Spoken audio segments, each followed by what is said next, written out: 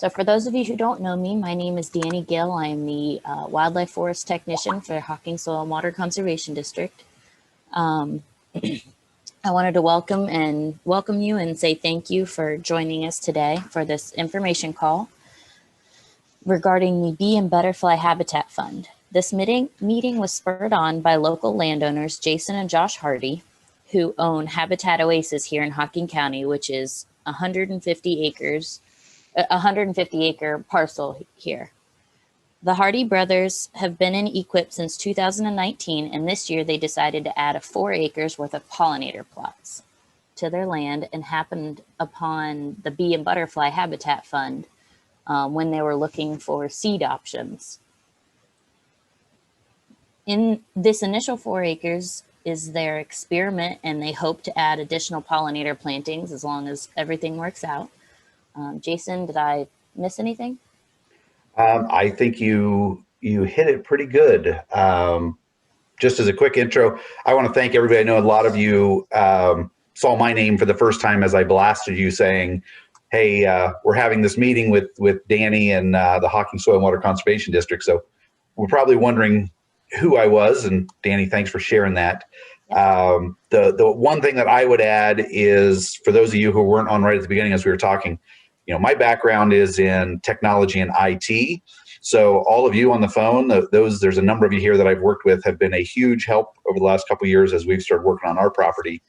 And when I came across the Bee and Butterfly Habitat Fund, as I think it was in a Facebook page, as I was looking at options for our property, I started working with them, and they have just been such a help to me and so impressive in what they are able to bring to the table, that it was, as I talked to a few of the biologists on here and asked, have you heard of these guys? Because this is a great program for helping somebody get going with seed and pollinators that doesn't necessarily have the money to fully invest it and do it themselves. So they have been great, so good that I actually recently started volunteering with them in the last couple months, because I was looking for something somewhere to do a little bit of volunteering around something that I found interesting and exciting, and these guys have been great. So I hope that what you hear today from them will be as exciting to you as it has been to me, and that it's something that we can really roll out in Ohio and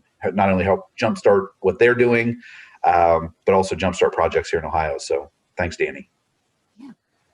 So with that, we're going to turn the program over to Pete Berthelsen, who is the Partnership Director of the Bee and Butterfly Habitat Fund, and Elsa Gallagher, who is a biologist. And Pete or Elsa, if you want to go ahead. Yeah. Well, thank you, Danny. Really appreciate the opportunity to chat today. I won't take up a whole hour or anything, but I think, kind of like Jason alluded to in his introduction, there's probably a fair number of people that are like, the Bee and Butterfly Habitat Fund, I've never heard of this before. What is it that they do? And so we just welcome the opportunity to chat a little bit about who we are and what we do. And I'll just start by giving just a very brief background on me. Here's my lovely wife and I as we're conducting a prescribed burn on our property. I'm talking to you today from the beautiful Loess Hills of central Nebraska, where I'm a landowner, wildlife biologist, and a couple other things that I am is I'm an amateur beekeeper. But what I really am is somebody that's very passionate about getting high quality pollinator habitat onto the landscape. And on today's call will be Elsa Gallagher and myself, and we'll be talking about, there's Elsa waving to you, we'll be talking about the different things that we're doing with a nonprofit that you've probably never heard of before, called the Bee and Butterfly Habitat Fund. I guess as I kind of start, I wanted to lay just 3 or 4 kind of foundational thoughts that kind of the Bee and Butterfly Habitat Fund and Elsa and I bring to things. And the first is that we have a unique moment in time, I think, where the public has a heightened understanding that there are problems with bees, and there are problems with butterflies like the monarch butterfly and that sort of thing. And it just represents a really unique moment in time when people that may not have necessarily been highly motivated to do things related to habitat, have a heightened level of understanding that there's a problem and they want to know what they can do. So that's number one. I guess the second thing is whenever you call something pollinator habitat, everybody will get a vision in their mind of what they think that is. And in my experience, most typically, it's the photo on the calendar in your office when you flip it to the month of July. This gorgeous flowering meadow. And so people have a level of expectation of what they think that is. And we can get there. We just need to set the proper expectations on the front end. We need to go about it right and that sort of thing. But I think it's important to know that when we call something pollinator habitat, a lot of people will have a vision in their mind of what they think it should be. The next kind of foundational thought is that not all pollinator habitat is equal. And we'll kind of touch on this a little bit later, but just because something is flowering doesn't mean that it necessarily has great pollinator value. So we want to be really thinking about how to get the biggest bang for the buck. Later today, the Fish and Wildlife Service will release their decision about the Endangered Species Act consideration and listing for the monarch butterfly. It's almost certainly going to be announced that it is warranted but precluded. But my point out of this slide and the comment that the status quo won't get it done, if we continue to try to solve problems like are out there for the monarch butterfly, the same way we've been doing them for the last 10 years or 20 years, we will not be successful. We need to be thinking about new and innovative ways of trying to solve problems like that. And the last thing is that when we do get an acre of habitat, we want to do everything that we can to make it the best acre it can be, because we don't have enough acres of habitat available. So when we are fortunate enough to get something, we really need to make it the best that it can be.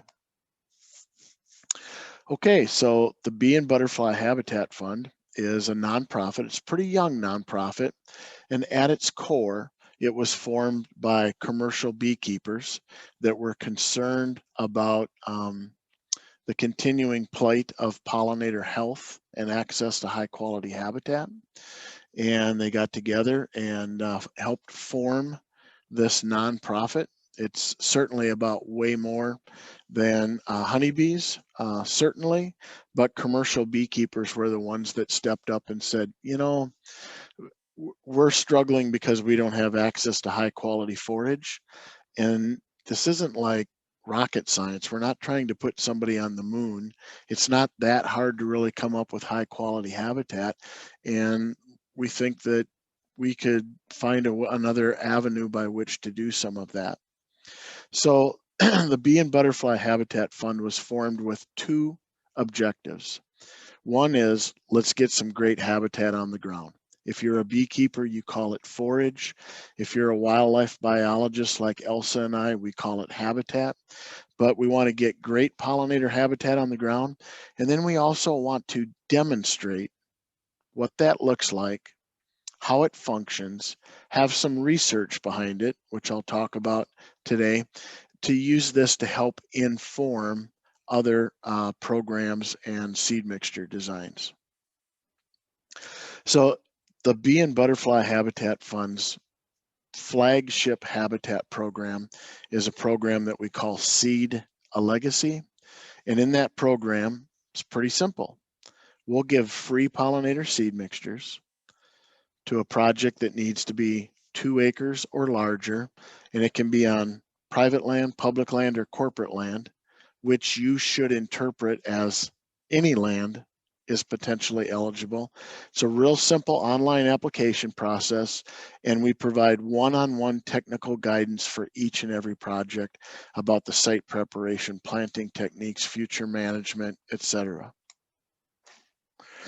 That program that I talked about is called Seed a Legacy.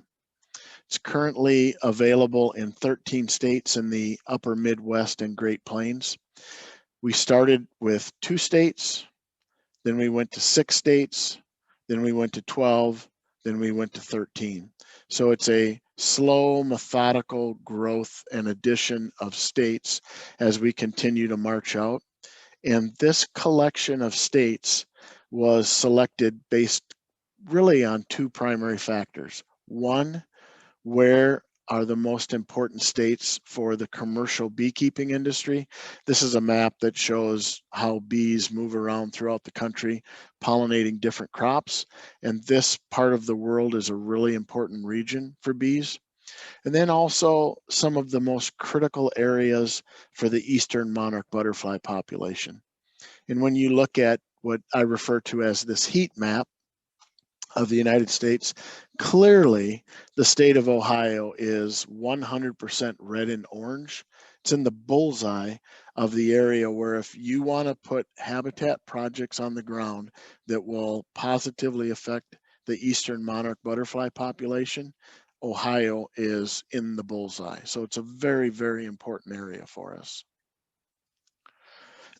One of the things that the Bee and Butterfly Habitat Fund does that I don't know of any other conservation program that takes this approach is when we work on a project, we establish it to two different seed mixtures. The one on the left is referred to what we call a honeybee seed mixture, and the one on the right is what we refer to as a monarch butterfly seed mixture.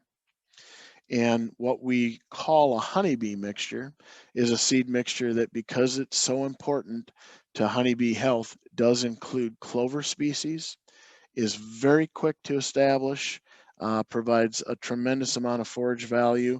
And this photo here was taken 2 to 3 months after planting, very quick to establish. The monarch butterfly mixture is geographically appropriate to the area, 100% native plant species, and is slower to establish. This is a photo after 2 to 3 years of establishment on this project. Pollinator species use and benefit from both seed mixtures, but because of how they're designed, they establish very differently. So we take this unique approach of providing two different seed mixtures. And we feel very strongly that by going that route, we call them a honeybee mixture and a monarch butterfly mixture, but we're thinking much, much larger than just those species. We're thinking about all kinds of upland wildlife that can benefit from having highly diverse, highly productive pollinator habitat on the landscape. So one of the things that we do is we provide two seed mixtures. The honeybee seed mixture that we used in 2020 is a combination of some clover species and native grasses and native wildflower species. The monarch butterfly mix, you're not going to be able to read all of the species in here, but you don't need to. What you need to take away from this mixture is that all of our seed mixtures are built based on the number of seeds per square foot. The honeybee mix is over 40. The monarch mix is typically right around 35. This one's a little bit less than that. The monarch mix is high diversity. It has a minimum of 40 wildflower species in it. Most mixtures are around 65 to 70. And then all of our seed mixtures generate a pollinator score from 0 to 5. And this seed mixture comes up with a 4.32. So it's important, I think, at this point in time to say that seed mixtures this isn't like we just go to the shelf and say, here's our monarch butterfly mixture. Every state has its own set of mixtures, and depending on the state, there could be multiple mixtures that are used within each state. So we really try to customize things for each project. Many of the projects that come to us are landowners, private landowners that are interested in taking something that is in existing grass cover and converting it to pollinator habitat. Elsa and I consider that to be the hardest platform to work with. And when we work with a landowner on that process, that is, the site preparation is typically at least a year-long process. And we start out with what we like to refer to as the gold plan for pollinator habitat establishment on grasses. And basically the gold plan is taking an area that was in grasses, beginning the process of terminating the grasses, and then planting it to soybeans for one growing season. And this is a photo actually of a city vacant lot that was planted to soybeans. At the end of the season, the soybeans were harvested, and then that fall we do a dormant seeding into that soybean stubble and get great results. That gold plan that we call it produces by far the best results. If we compare a gold plan project next to one that just went through and terminated the grasses, call that the silver plan, but they just terminated the grasses fully and completely. 1 year, 3 years, 6 years into the project, side by side, we can tell a difference between those two projects. And the gold plan typically has much better establishment, much greater diversity, especially the floral diversity, and the grasses tend to come back into that planting through succession slower. So that's where we start. This is an example of a set of landowners that followed the gold plan, and this is a picture of their project 14 months after planting by following the gold plan. So we can really get great results out of that. And then there's also planting into crop stubble and all of those sorts of things. But every project that we work on, that landowner receives one-on-one technical guidance about their specific project, what their objectives are and what their goals are. So right now I'm going to try to demonstrate some of the flexibility that we have by giving you an example of a 6-acre field, and that's probably about the average size that we get from a landowner, and a couple of ways that we might go about planting it. The first is that we would plant it to 3 acres of the honeybee mix, next to 3 acres of the monarch butterfly mix, and we just split that field in half, and we do 3 acres here and 3 acres here. That's pretty straightforward. But then there's other ways in which we can go about being innovative about doing this. In this example, we plant the honeybee mix around the outside of the field with the monarch butterfly mix planted in the middle. And we use that honeybee mix kind of like the moat around the castle for when in the future we might want to conduct a prescribed burn on the monarch butterfly portion of that field so that that landowner can more safely apply prescribed fire to the monarch butterfly mix that would really benefit from that. That's another unique way that we can go about working on things. And then we also, when working with a landowner, we might have an example of where a landowner says, well, I don't really have enough acres myself, but I'm interested in it, and my neighbor is interested in it, and together we have enough acres. So there's a lot of innovative ways with which we can go about establishing this kind of habitat. I guess the main thing that I want to get across is that when there's a high likelihood of a good pollinator outcome, we work really, really hard to find a reason to say yes. We work very hard to try to make sure that we don't have a programmatic reason that is just, well, I'm sorry, but you have 1.5 acres and we have to have 2, or you have to have a certain cropping history, or things like that. We try to strive to find a reason to say yes. And I think it allows us to be very flexible in how we work on individual projects. That flexibility, perhaps one of the greatest examples of that is how we are working with the solar energy industry right now to provide free pollinator seed mixtures on new solar energy projects that are going in. And our honeybee mix is kind of uniquely designed to work within the solar array where there is a vegetative height restriction. In this example, in this photo right here, the lower height of those panels was 30 inches off the ground. So we have to design a seed mixture that's used within the array where none of those plants will grow taller than 30 inches. And we can do that pretty well with our honeybee mix.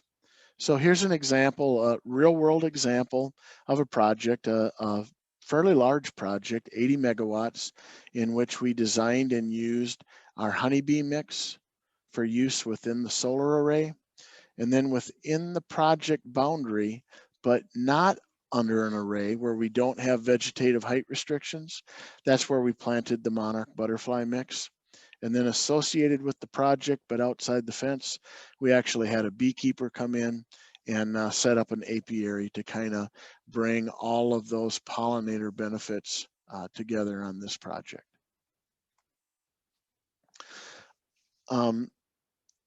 Solar power has lots of objectives that it needs to think about. And one of the things that pollinator habitat can do and the seed mixtures that we design can do is it can really think about all the factors that have to happen. The vegetative height restrictions, stormwater regulation requirements, what's the budget for the project, how quickly will it establish. We can design those seed mixtures to check every single box on that project. So that's a very unique situation that's going on. And we're actually working on solar energy projects in 13 states right now, all the way from the East Coast to the Rocky Mountains, in an area quite a bit outside the Cedar Legacy state range that I showed you earlier. At some point in time, you're probably going to be sitting there thinking, well, if you're providing all of this stuff for free, how in the world is that possible and how do you pay for it? Well, the Bee and Butterfly Habitat Fund is, I like to describe it as a big tent.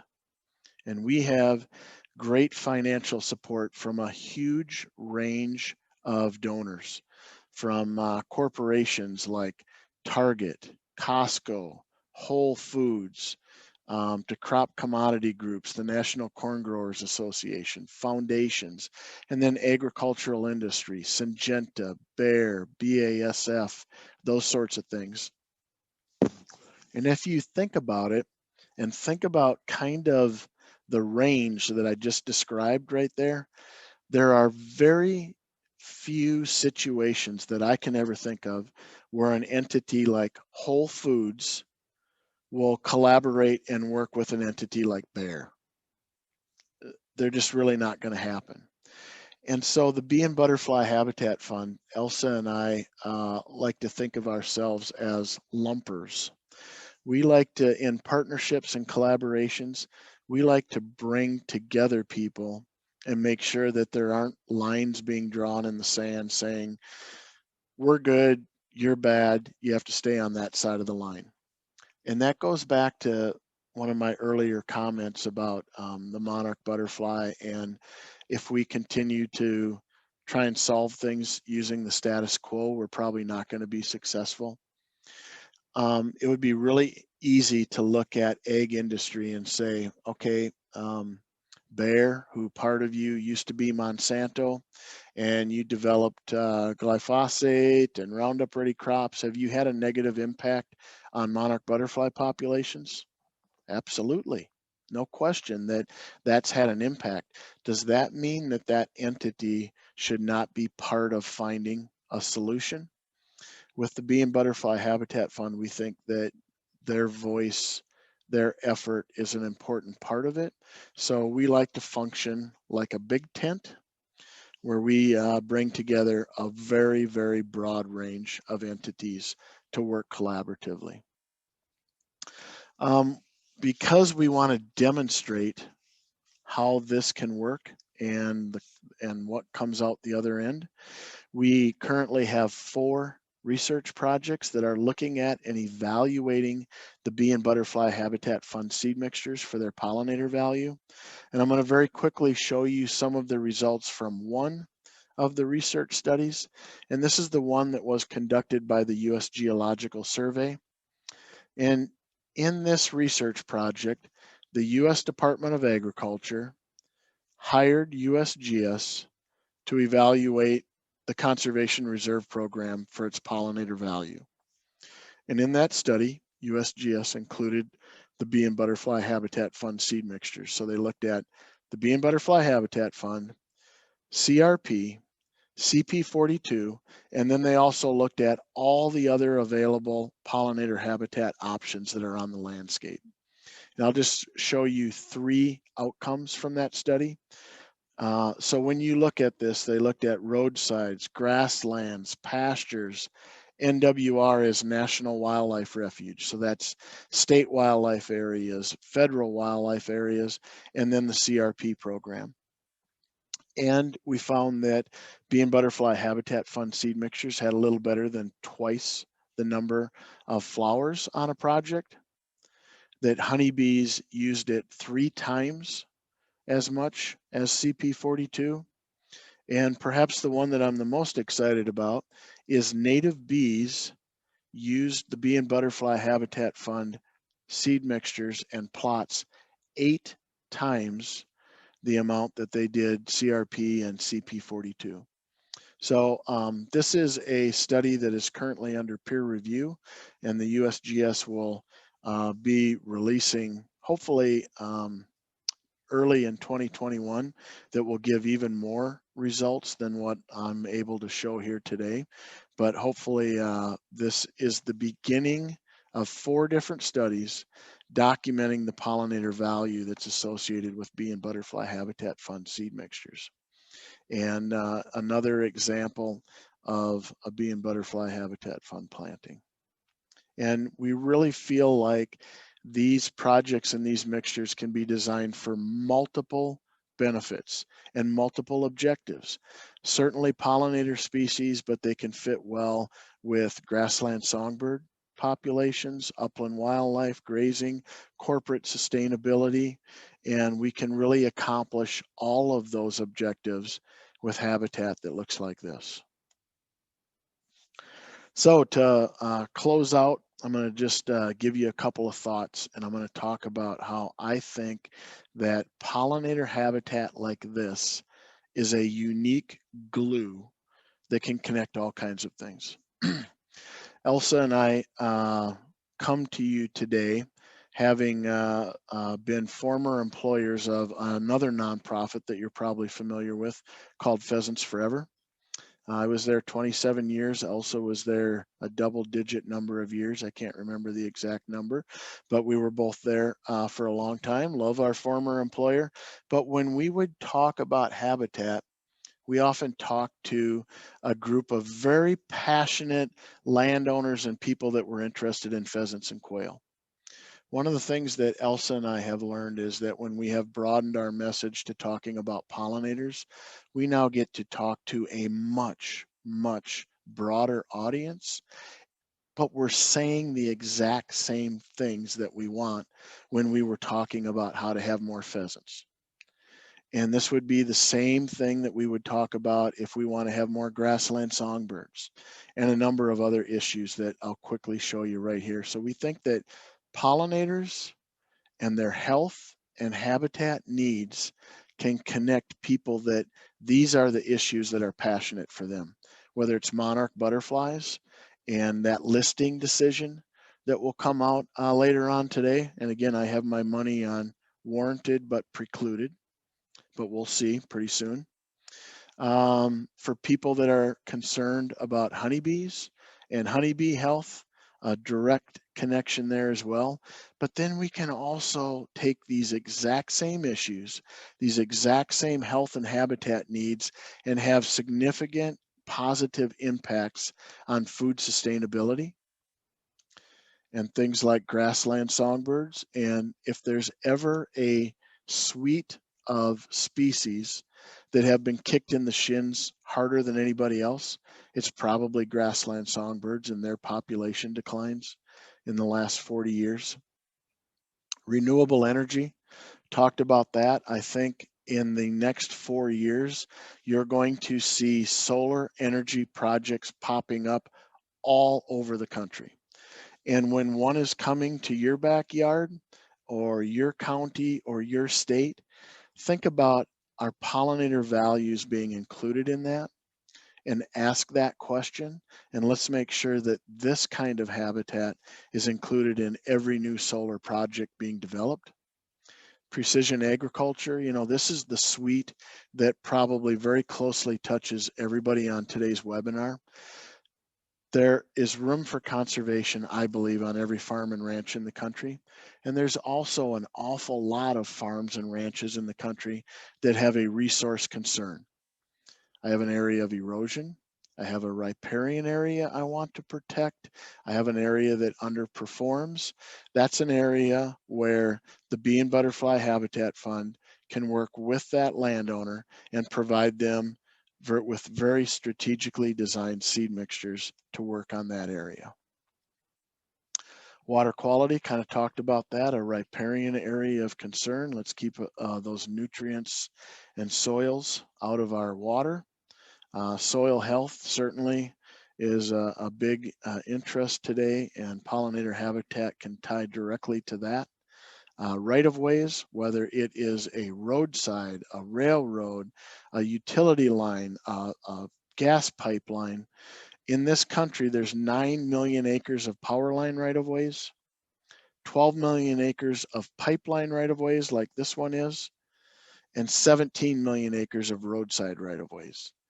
That is a significant opportunity. And early on, when I said that we'll work with private land, public land, or corporate land, and you should consider that to be any land, it truly is any land.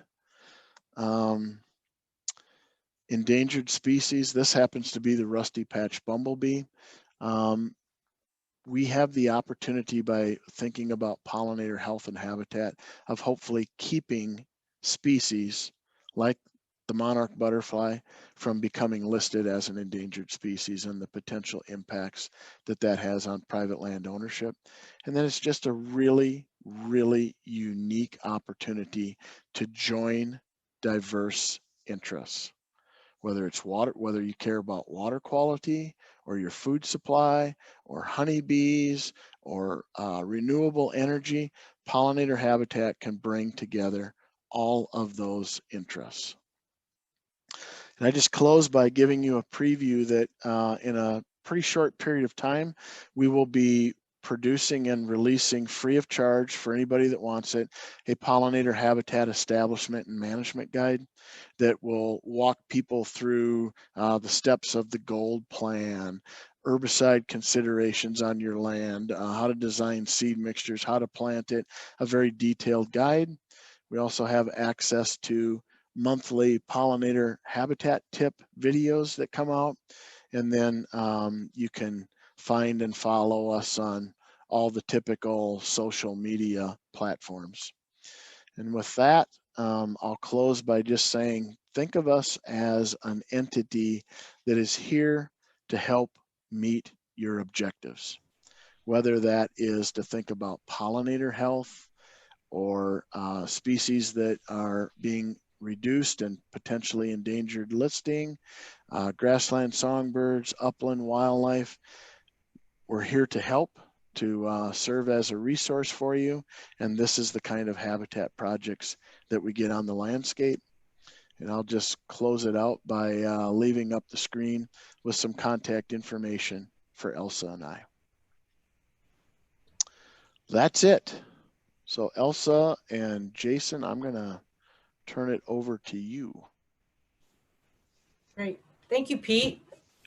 So we did have a few questions come in, and I'll read those out, Pete, if you want to answer them.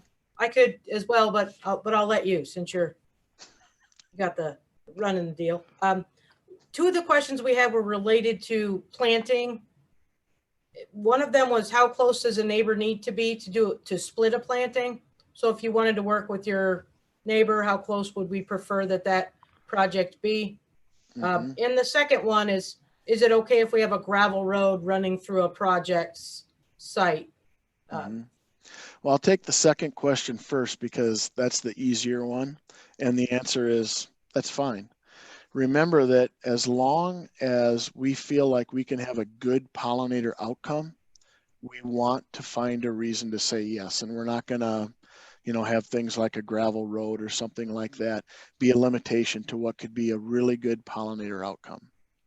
The first question about how far apart can they be, one of the things that you'll find is that with the Bee and Butterfly Habitat Fund, we're not going to list that for this reason. We don't want programmatic requirements, what the cropping history is, how far apart they are, to limit us on being able to do something good. So I would say it really would come down to a conversation where Elsa would be the lead on it. And Elsa would have a conversation about where they're at, what the objectives are, and that sort of thing. But also know that probably the single number one greatest requirement that the Bee and Butterfly Habitat Fund has for supporting a project is site preparation. Is the site fully prepared and ready to be a successful planting? And that's why, Elsa, I don't know if you would be willing to put a percentage on this, but I would say something like probably 70% of the projects that come to us end up kind of going into queue for about a year as they fully prepare that site, because it's in existing grass or other activities need to happen on there to fully prepare it. You want to clean that one up, Elsa, since Yeah, you work with them more? I would even say between 70 and 80% of the projects, Pete. Though we are starting to get more landowners that are actually seeing our successes on Facebook, reading our program. And I actually had 2 landowners this year call and say, yep, I did just what you guys recommended. I'd never spoken to them previously. They had read everything. They had followed up. They had it in beans and they were totally ready to go. And those are the first 2 that have happened to me yet. So yeah, I think the word's getting out there that we really, we like that gold plan program, and we're willing to put you kind of at the front of the list for the seed that next year. But for the most part, it's a lot of conversations about what they've got, what they're willing to do, what resources they have available to them to actually get the site prepped. So we do have a lot of that conversation going on. So yeah.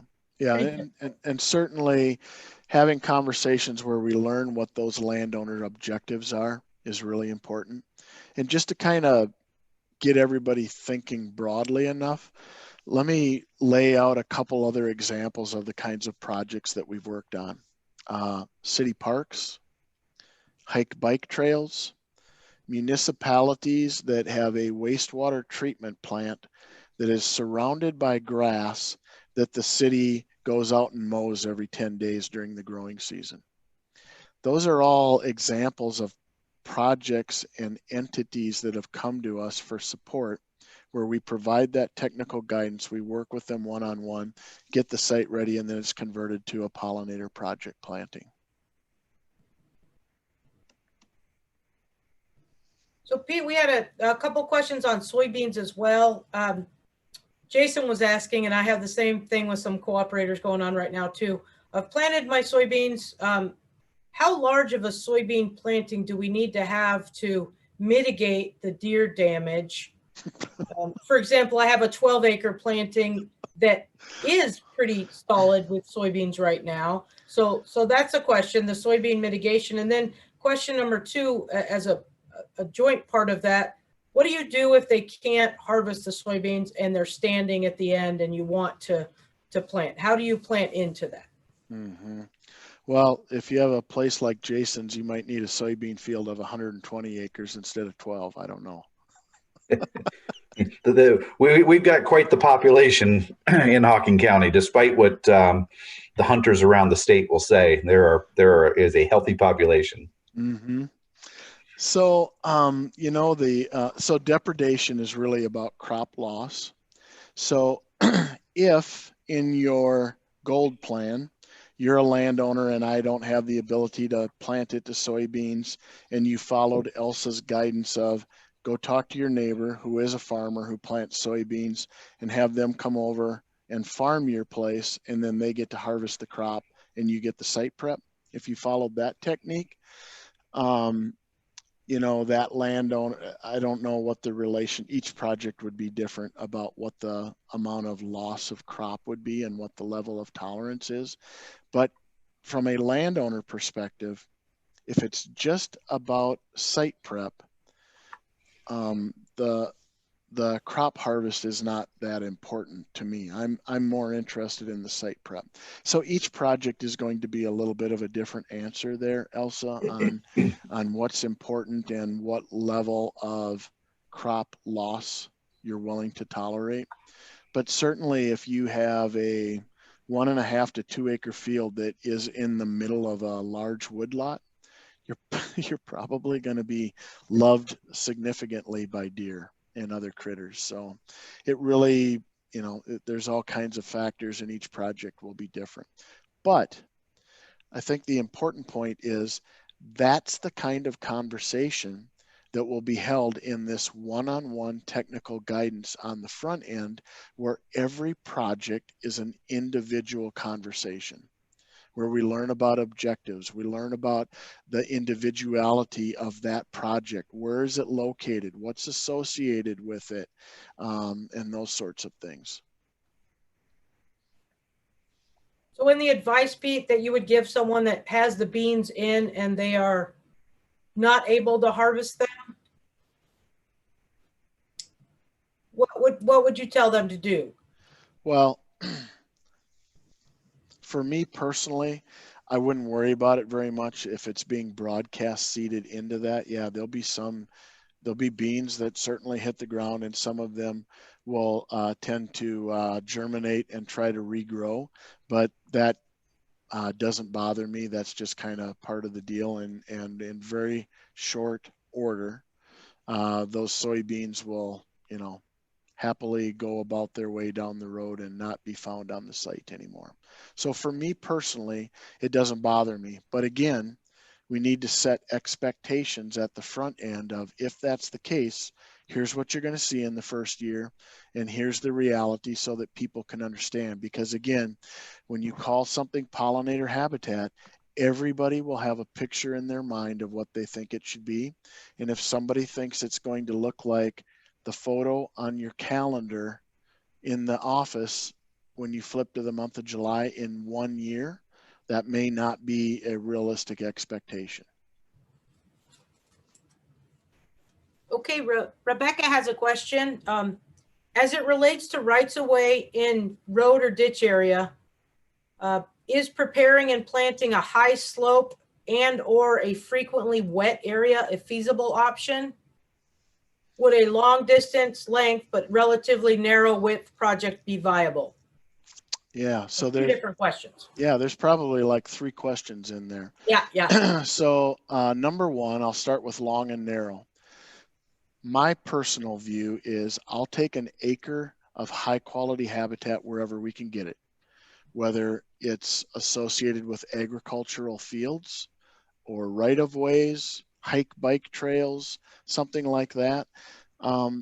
There's perhaps no better example of, if you build it, they'll come, than pollinators. If you have high quality pollinator habitat, whether it is the garden around your house or a large field and acres like we're talking about, pollinator species find it, use it, and benefit from it. So long and narrow can be good. Just as good, I'll take it. The slope aspect of something, I think this is a good example of where, because we use 2 different seed mixtures, that honeybee mix that establishes so quickly, has deeply rooted plants, would work very, very well on a slope situation. And then the other question was a wet area. Is that correct, Elsa? Yes. Yeah. So for a wet area, we would design a different seed mixture. You know, instead of common milkweed in the seed mixture, we'd have swamp milkweed, and instead of hoary vervain, we'd have blue vervain. And it's not one seed mixture for everything. we certainly want to take a look at each project individually, talking about what their objectives are, what unique characteristics about the site, how's it located, is it in the sun, is it in the shade, is it wet, is it dry, is it sandy, is it loamy, and those sorts of things. And that's the critically important one-on-one technical guidance that Elsa really leads this team with. Hey, Pete, I know we traded emails the other day, and I've seen some of the stats. Can you share the number and the acres that you're already are participating in Ohio? Yep. So Ohio was one of the last states that we added to our current Seed a Legacy block. Remember, we started with 2 states, then we went to 6, then we went to 12, then we went to 13. So we've not been active in Ohio for very long, but we currently have 18 projects and 98 acres. And we would love to do more. I think that most people in Ohio haven't heard of us yet, Jason. You know, I think in the example you gave where you were actively looking for things on the internet and in social media and we popped up is probably how most people have found us, and then word of mouth. So those are the numbers I just read to you are the Seed a Legacy projects, and then we also are working on several solar energy projects in the state of Ohio where we want to get pollinator habitat included in those new projects as well. Great. Yeah, part of the reason that I wanted to share this program with everybody that's on the phone is I've seen a couple, anytime you're on a Facebook group, you get the keyboard experts, and one of the comments that I was seeing was, most pollinator seed mixes don't qualify for any of the government programs, that they don't have the right things in them. And it was one of the things that when Dave Libben and I were working together on what I wanted to plant, we had an initial plan. And once I found Bee and Butterfly Fund, I was able to send him the list of what they were going to provide. And if he wants to chime in, he's welcome to share his thoughts. But he came back almost immediately and said, yes, this works for me. So that was something that I don't know if you'll run across landowners that that are in a situation where, I don't want to get into this government program. I want to do pollinators. The two don't work together. There are programs where they will work together. The other thing was from a financial aspect of this. We have an EQIP contract with a variety of projects. We're removing autumn olive. We're spraying and killing Sericea lespedeza. We're doing TSI, edge feathering. We've got a range of things we're doing. And when I combine I think this fell under an EQIP Habitat for Wildlife. I forget what the exact contract item was, but when you looked at the combination of the financial aspect of the EQIP program, what we were receiving, and the free seed from Bee and Butterfly Habitat Fund, it really came out to be more than your typical EQIP program is a cost share. It's not intended to cover all of your expenses. By doing the work ourselves, by partnering with Bee and Butterfly Habitat Fund, and having an EQIP, we ended up in a situation where if we had any money out of pocket, it was very little. So from a landowner standpoint, this to me made it something that was really, really simple to say, let's do this. It was a no-brainer to put the two programs together. The other aspect that I think is a myth or a concern with people is, I don't want to get into an EQIP program. I don't want to get into a government program because I don't need them telling me what to do with my property. And they're really concerned about government intervention. My experience in working with Dave is he's been, obviously there's guidelines of the program that we have to follow, and we're respectful of that, but we haven't seen that government overstep that people are concerned with. Well, then Elsa says, hey, I've got a contract I got to send you. And I'm like, oh, geez, what am I getting into? And it's this simple, I don't even know if it's 2 pages. It's 1.5 pages, maybe. One page. There you go. And when I read it, by the time I was done reading it, anyone who goes into this with a respect for a nonprofit and the underlying intent. It's a document that basically says for the next X number of years, and I think is it 3 to 5 years, I'm going to make best efforts to make this program work. There's no sticks in there. Nobody is coming out and going to beat on you for, oh, you're not doing this properly. It is really designed around, I'm going to do my best to make this thing a success. And it was something that when it was first sent to me, I was concerned. And when I read it, I'm like, this is a no-brainer. It's easy for a landowner that, unless you plant, go back and spray the place with Roundup, you're probably not going to get a negative reaction out of Pete and Elsa. That if you're doing the right things and you're working in the right direction, you're going to just continue to get support. So those were things that I experienced in this process that I felt like were important to share with the resources here in Ohio, because it's just, for me, such a no-brainer program for you guys to have in your back pocket and be able to say to someone that has an area of land that, are they something they're mowing? There's a piece of property up here. There's a large corporation in Delaware County called Greif. They have a ton of property. They keep some of the native warm season grasses. They rotate corn and beans. They own enough land around the building that they've got acres to invest in wildlife. One of the areas, they probably have 10 to 15 acres that is mowed probably once a week. And it's somebody, they're a couple miles from my house. My intent is to go knocking on the door. I've talked to their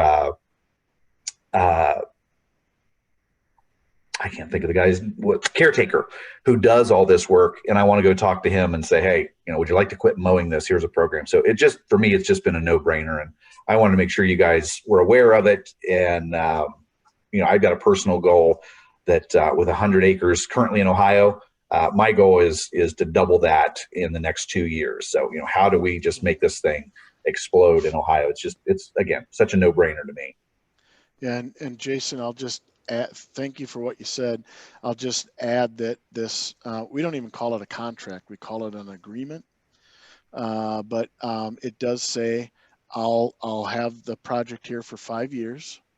And each year I'll send you 2 photos of what each seed mixture looks like, so that we can kind of see how it's looking, helps us to be able to provide future management guidance and that sort of thing. Because as we all know, there's nothing that you can plant where you walk away from it and it's always going to be great habitat. So we certainly work on the management as well. And I think one last thing that I would say for the resource professionals that are on here, Elsa and I have worked with USDA conservation programs our whole career.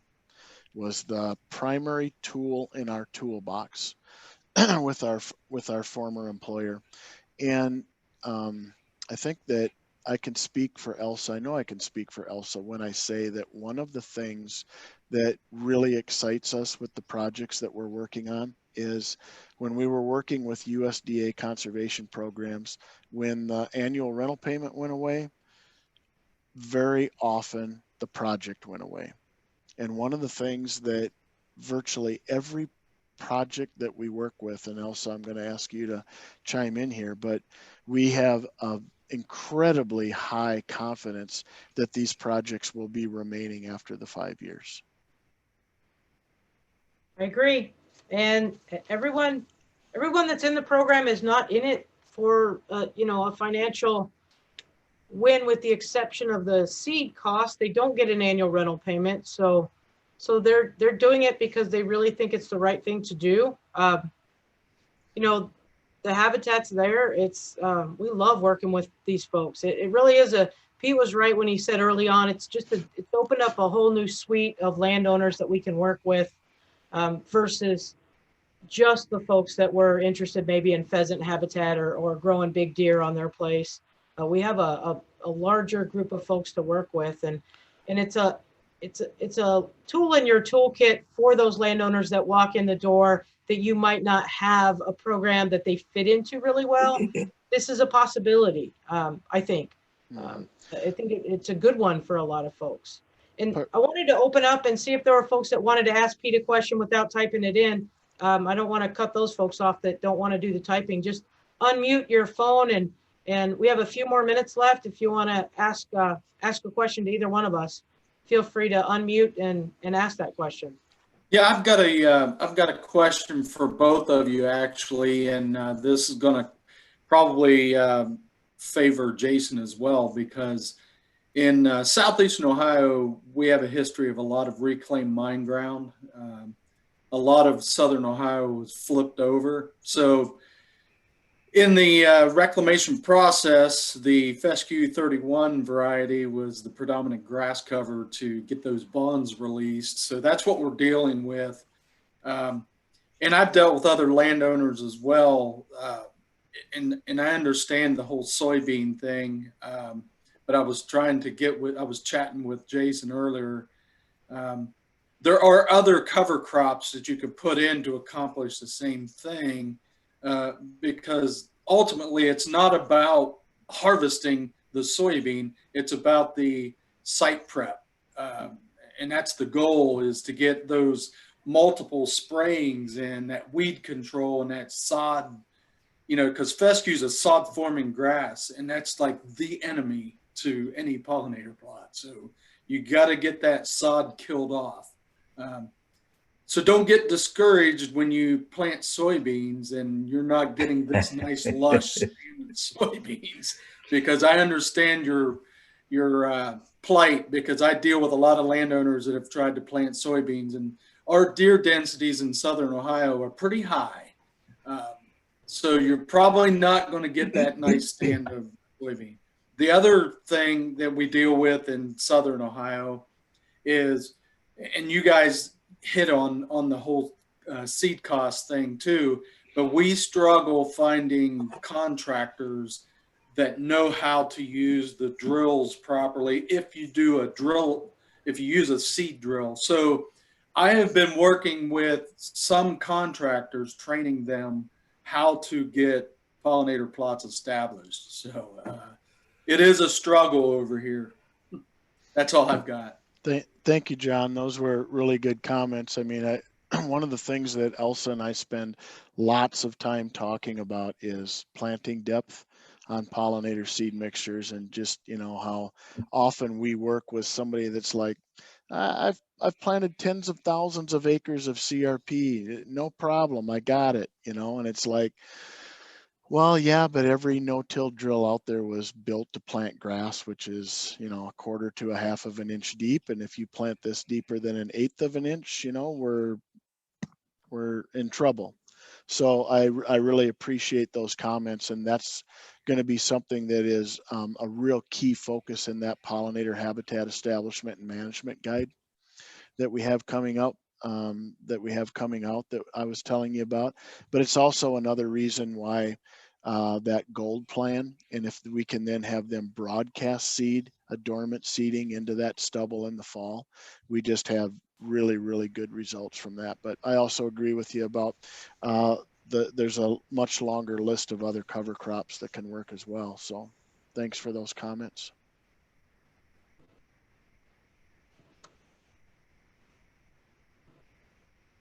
Do we have anyone else that has a comment?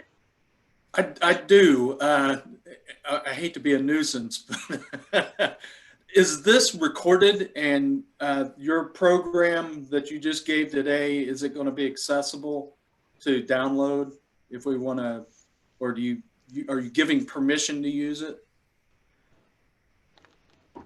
Jason, I'm looking at you right now, because when this started, I saw the record button. I think Danny is recording it. There we go. And assuming she's recording it, and there's no restrictions in terms of you or her, we'll find a way to get it posted and shared. So I don't have a problem with it being shared, but I wasn't the one that started the recording, so I don't know who has that. Well, so it is being recorded. It is being recorded. So I would assume it's accessible. It's my Zoom account, so I must have it. So John, hopefully this has been recorded, and we'll edit this part of the conversation out at the end. And Pete did, John, just so you know, he put it up there really quickly. the conservation blueprint habitat tips, some of them are super short, but they are really useful. And that's Pete's company as well. Some of them are super useful. I use them with landowners and just visiting about thistles or other concerns. They're just short little video segments that are very useful. So I would encourage you guys to take a look at those too and see if there's some that might work for just, when you have to talk to a landowner about something specific. Often I find myself going to those and clicking them, throwing them in the email so they have something to look at. So, yeah, great. Well, I've sure enjoyed today, and Danny, thank you so much for your leadership in pulling this together, and Jason, really appreciate it. We are happy to do something like this anytime. If there's another group, another venue, we don't care if it's 5 people or whatever, we'd be happy to do something like this again. If anybody thinks of another venue or another group or another event, we'd be happy to do something like this again. Great. Two quick questions. I see, I'm going to throw them both out and let you answer them. I see Kim had a question about just what management of the site looks like once it's established.